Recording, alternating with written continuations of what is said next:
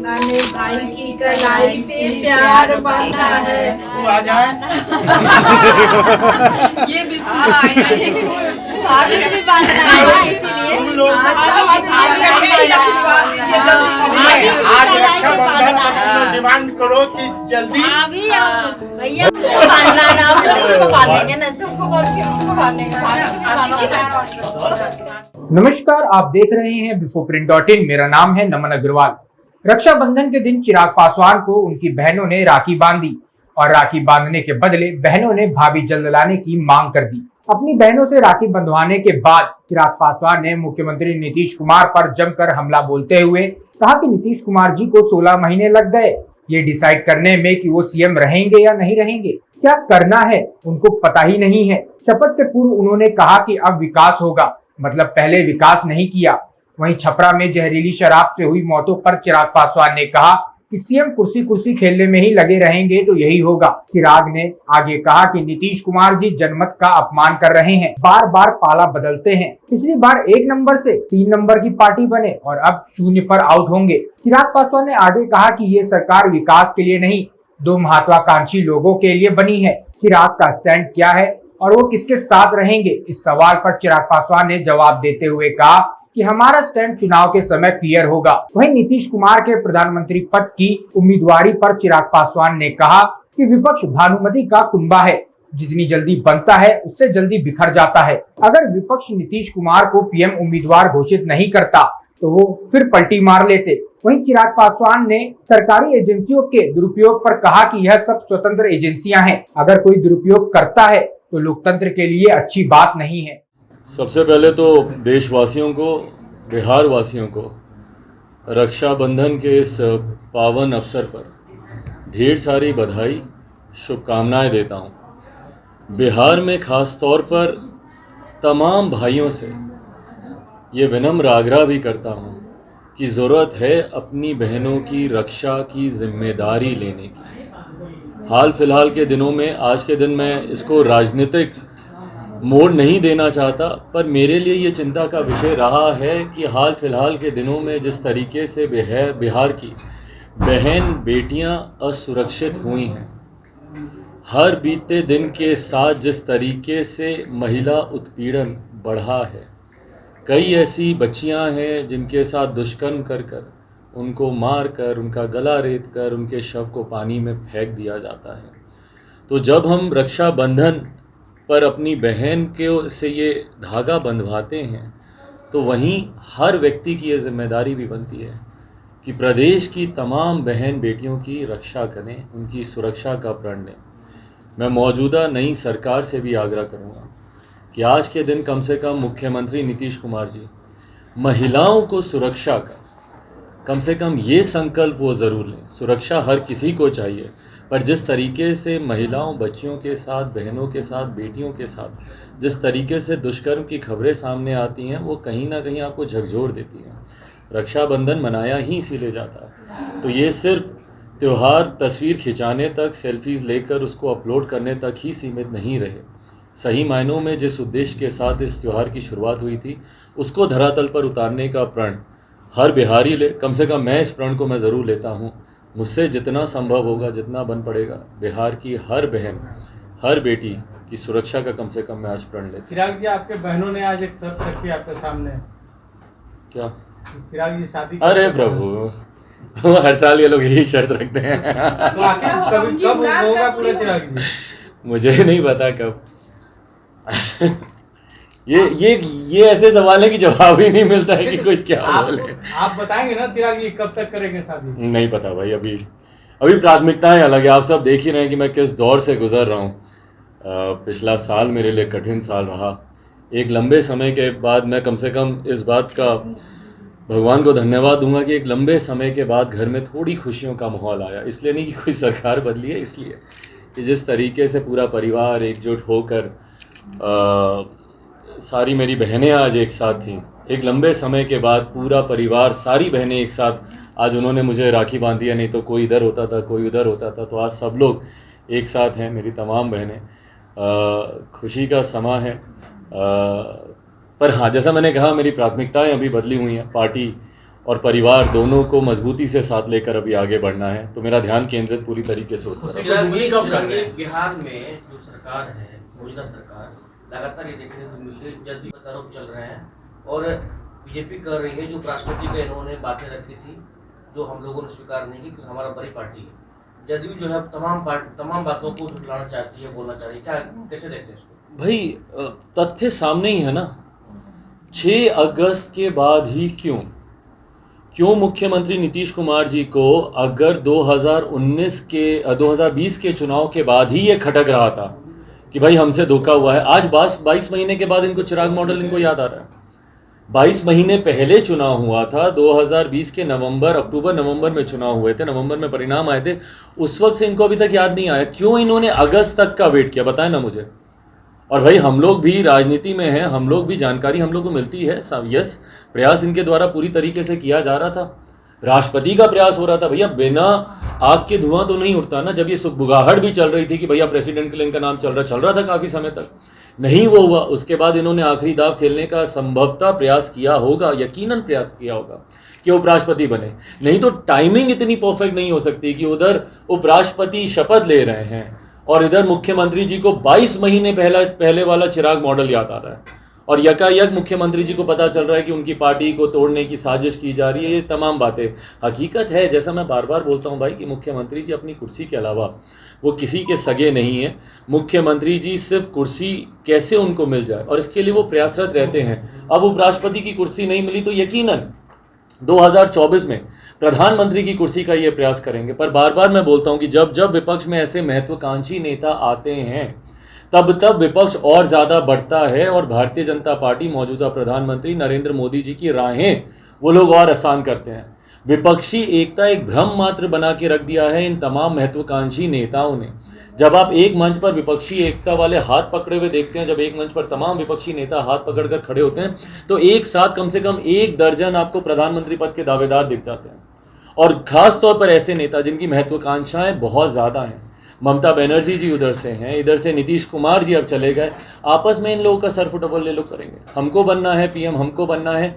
हकीकत है कि भैया जब तक आप बिहार के मुख्यमंत्री हैं, कम से कम मुख्यमंत्री ढंग से बन जाइए। कम से कम बिहार की तब तक चिंता कर लीजिए। पर सिर्फ अपनी बड़ी कुर्सी की लालसा में इन्होंने बिहार को पूरी तरीके से इग्नोर किया और बर्बादी की कगार पर लाकर खड़ा किया। 2025 तक ये सरकार चल जाएगी महागठबंधन? भाई नहीं चलेगी। आप 2024 में ही देखिएगा फॉल आउट होना शुरू हो जाएगा। कारण क्या? क्योंकि 2024 में प्रधानमंत्री पद के दावेदारी के नाम चर्चा में आने लग जाएंगे। कांग्रेस एक बड़ी दावेदार है उसमें, ममता बनर्जी एक बड़ी दावेदार वो हैं, अपने आप को मानती तो हैं कम से कम वो दावेदार के तौर पर। और भी कई हैं, शरद पवार जी हैं, तमाम नेता हैं वहाँ पर। अब जब कोई एक आम सहमति नहीं बनेगी और जैसे ही विपक्ष बटेगा, ये होता है, ये होता आया है। ये भानुमति के कुनबे की तरह सब जोड़ने लगते हैं और एक एक करके वो कुनबा पूरा ढहता है। हर बार इकट्ठा होता है, जितनी जल्दी इकट्ठा होता है उससे ज़्यादा जल्दी वो ढह जाता है। तो उसमें देखिएगा 2024 में जैसे ही मुख्यमंत्री जी के नाम को प्रोजेक्ट नहीं किया जाएगा प्रधानमंत्री के लिए, उस वक्त पुनः मुख्यमंत्री पाला बदलने का प्रयास करेंगे। फिर वो कोशिश करेंगे कि कोई नया अलायंस बनाया जाए, कोई नया गठबंधन बनाया जाए। और कोई ताज्जुब नहीं होगा कि एकदम कोई नया गठबंधन 2024 के बाद मुख्यमंत्री जी लेकर आ जाएं, क्योंकि अब तो बहुत इन्होंने खेल लिया ना, महागठबंधन एनडीए बहुत समय से। भैया लगभग पिछले 30-32 साल से, 90 के दशक से आप देख रहे हैं, तब से इन्हीं दोनों की ना सरकार चल रही है। राजद की उधर सरकार चली, इधर मुख्यमंत्री जी मुख्यमंत्री रहे। ये जो अभी तक बोलते थे कि अरे जाओ जाकर अपने बाप दादा से पूछो 15 साल पहले का बिहार कैसा है, तो वही 15 साल पहले का बिहार ना ये लाना चाह रहे हैं। तो बदला क्या? आपने एक सवाल है, तो नहीं हूँ। अगर बदले की भावना से विंडिक्टिव होके, पॉलिटिकल वेंडेटा के आधार पर अगर इन एजेंसियों का उपयोग किया जाता है तो ये गलत है। मैं मानता हूँ और मैं मानना चाहूँगा कि ये स्वतंत्र एजेंसीज़ हैं, इनको स्वतंत्र एजेंसी के तौर पर मान्यता प्राप्त है। अगर ये भी पॉलिटिकल दबाव में, क्योंकि कई बार इसकी आशंकाएं लगाई जाती हैं, जिस तरीके से इन एजेंसीज़ की रेट की, छापों की जो टाइमिंग्स होती हैं, उस पर कई बार प्रश्न चिन्ह उठते हैं। इस तरीके से अगर क्रेडिबिलिटी इन संस्थाओं की अगर समाप्त होगी तो भारत के लोकतंत्र के लिए उचित नहीं है। तो चिराग को भी अपना स्टैंड शुरू से क्लियर करना चाहिए। हम लोग उसका इंतजार भी कर रहे थे, लेकिन उसका स्टैंड अभी तक क्लियर नहीं हुआ है। आपको लेकर कहा है? भाई मैंने अपना स्टैंड शुरू से क्लियर रखा ही है कि मैं चुनाव के वक्त किस गठबंधन में जाऊंगा, ये निर्णय उस वक्त लिया जाएगा। भाई कारण है इस बात का, मैंने पार्टी को लिटरली फ्रॉम द स्क्रैच से शुरू किया है, बिल्डअप करना मैंने शुरू किया है। मुझसे मेरी पार्टी का नाम छीन लिया गया था, मेरा सिंबल छीन लिया गया था। एक नए नाम, एक नए सिंबल के साथ और मेरे नेता के विजन डॉक्यूमेंट बिहारी फर्स्ट के साथ मैंने नए सिरे से पार्टी को, मैं आज ही अगर मैं गठबंधन की रेस या दौड़ में अगर मैं उलझ कर अगर मैं रह जाऊँ तो मैं पार्टी पे नहीं ध्यान दे पाऊंगा। और आज मैं गठबंधन अनाउंस करके मैं करूंगा भी क्या भैया, कल तो कोई चुनाव है नहीं। जिस दिन बिहार में मध्यावधि चुनाव घोषित होते हैं और या फिर उससे पहले अगर जनरल इलेक्शंस आते हैं 2024 के, उस वक्त जरूर अलायंस की घोषणा की जाएगी। चाचा पारस एनडीए में आते हैं तो स्वागत आज के शुभ दिन शुभ बातें की जाए। जहरीली शराब से एक बार फिर मौत हो गई है। आज रक्षाबंधन है और वहीं पे एसटीटी के मेरिट जो अभ्यर्थी हैं अपनी सुन्नी कलाई लेकर राजभवन मार्च के लिए निकले हैं। यही सब दुखद दृश्य हैं बिहार के। मुझे चिंता इस बात की ही हमेशा रही है कि मेरे मुख्यमंत्री ने 1.5 साल अपना बर्बाद किया। मुख्यमंत्री बनेंगे, बने रहेंगे, इसके साथ रहेंगे, उसके साथ रहेंगे, राष्ट्रपति बनेंगे, उपराष्ट्रपति बनेंगे, अब समय बर्बाद करेंगे, प्रधानमंत्री कैसे बनेंगे, सिर्फ इन्हीं सब बातों में। अभ्यर्थियों की भर्ती को लेकर कौन बात कर रहा है, कौन चिंता कर रहा है? मैंने अनेकों पत्र, ना सिर्फ मुख्यमंत्री जी को, ना सिर्फ इनके मंत्रियों को, बल्कि इनके आयोग को भी मैंने बार बार अभ्यर्थियों को लेकर, उनकी भर्ती को लेकर, तकनीकी विभाग के बैठे हैं, शिक्षक बैठे हैं, अलग अलग विभागों से जुड़े हुए लोग धरने पे बैठे हैं, पर उनकी बात करने वाला कोई नहीं है। आज नई सरकार भी बन गई, नई सरकार भी बनने के बाद भैया बदलेगा क्या? उस दिन मुख्यमंत्री जी शपथ से पहले बोलते हैं अब विकास होगा, तो भैया 16 साल से आप क्या कर रहे थे? अब हम लोग विकास के काम पर ध्यान देंगे, तो भैया पिछले 16-17 लगभग 2 दशक होने को आया आपको। और 2 दशक के बाद अगर आधी बिहार की जनता को, और मैं इसको एग्जैजरेट करके नहीं बोल रहा हूँ, हकीकत है, आधी से ज़्यादा संख्या आपके खिलाफ विरोध प्रदर्शन कर रही है, उसमें छात्र हैं, उसमें शिक्षक हैं, अलग अलग विभागों के अभ्यर्थी उसमें जुड़े हुए हैं जो भर्ती का इंतज़ार कर रहे हैं, महिलाएं हैं जिन्होंने अपने परिवार के सदस्यों को खोया है जहरीली शराब की मौत की वजह से। आज जब हम लोग एक तरफ सबको शुभकामनाएं दे रहे हैं, बधाई दे रहे हैं, कितने परिवार और हैं जो उजड़े हैं आज भी जहरीली शराब पीने से। पीछे भी हम लोग गए थे, सारण हम लोग गए थे, छपरा में जिस तरीके से हुआ था, संभवतः आज भी वहाँ से खबर आ रही है कि 4 से ज़्यादा लोगों की इसमें मौतें हुई हैं, संभवतः आंकड़ा और भी उसमें बढ़ सकता है। इस दिशा में कौन काम कर रहा है? तो मुख्यमंत्री जी सिर्फ मुख्यमंत्री की कुर्सी खेलने पे ही अगर अपना ध्यान केंद्रित करेंगे, बिहार में अगर ध्यान नहीं देंगे, तो याद रखें जिस चिराग मॉडल का वो जिक्र करते हैं कि जिसने उनको नुकसान पहुंचाया, वो चिराग मॉडल पिछली बार उनके पाला बदलने की वजह से वो चिराग मॉडल क्रिएट हुआ था। जिस तरीके से उन्होंने जनादेश का उन्होंने अपमान किया, चिराग मॉडल क्या था भैया? जनभावनाओं का प्रतिनिधित्व ही कर रहा था ना मैं। जनता ने मेरा साथ इसलिए दिया क्योंकि मैं उनकी दिल की बात रख रहा था।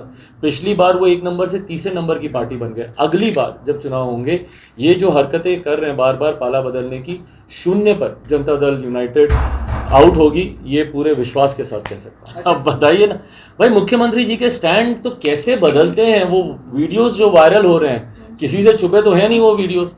तमाम वीडियो में जो मुख्यमंत्री ने क्या क्या बातें बोली, नेता प्रतिपक्ष ने उस वक्त क्या क्या बातें बोली, आज भैया ईमानदारी से कोई भी बता दे मुझे, क्या ये जो नई सरकार बनी है, क्या ये बिहार के विकास के लिए बनी है? क्या ये बिहार के विकास की सोच को मद्देनजर रखते हुए बनी है, या बिहार को एक नई ऐसी सरकार की अति आवश्यकता थी इसलिए ये सरकार बनी? क्यों बनी है ये सरकार? ये 2 महत्वाकांक्षी दलों के महत्वाकांक्षाओं को पूरा करने के लिए, या संभवतः कई और दलों की महत्वाकांक्षाओं को पूरा करने के लिए सरकार बनी है। जो नेता एक दूसरे के विरोध में बातें कहते नहीं थकते थे, लिटरली पानी पी पी कर एक दूसरे को कोसना होता है, वो इन लोगों ने किया है। क्या क्या शब्द नहीं कहे, फॉर दैट मैटर इवन नेता प्रतिपक्ष की तरफ से भैया बहुत सारी बातें कही गई हैं कि देश के सबसे बेशरम मुख्यमंत्री ये हैं। एक राष्ट्रीय चैनल पर उन्होंने यहाँ तक बोला कि आप मुझसे एफिडेविट लिखवा लीजिए, आप चलिए अभी वकील के पास चलिए, हम एफिडेविट लिखने को तैयार हैं। ये तमाम बातें बोलने के बाद जब आप एक दूसरे के साथ आ जाते हैं, मुख्यमंत्री ने क्या क्या नहीं कहा था सदन में खड़े होकर, कितना नेता प्रतिपक्ष को उस वक्त सुनाया था उन्होंने कि मेरे भाई जैसे, दोस्त के बेटे ना होते तो पता नहीं क्या करते नहीं करते, ये सब वो सब। इतनी सारी बातें कहने के बाद जब आप एक दूसरे के साथ आते हैं तो आपके शब्दों के तो मायने ही नहीं बचते ना भैया। मुख्यमंत्री एक ऐसे नेता हैं जिन्होंने सत्ता विपक्ष सबके साथ इन्होंने अलायंस कर पर मुख्यमंत्री यही बने रहे। तो सत्ता का लोभ दिखाता है, लस्ट फॉर पावर। अगर आपको हमारा वीडियो पसंद आया हो तो इसे लाइक करें, सब्सक्राइब करें और साथ ही बेल आइकन दबाना ना भूलें।